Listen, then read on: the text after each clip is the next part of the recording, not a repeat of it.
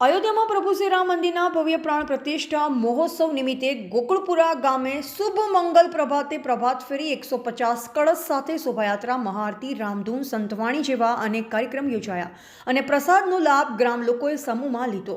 આ સુપ્રસંગે સાણંદ ધારાસભ્ય કનુભાઈ પટેલ, જિલ્લા સદસ્ય રમીલાબેન, ડાયાભાઈ પટેલ, એપીએમસી ડિરેક્ટર કિરીટભાઈ પટેલ, ગામના આગેવાનો, યુવાનો, મહિલા મંડળની માતાઓ બહેનો, ગામના તમામ રામ ભક્તો હાજર રહ્યા હતા।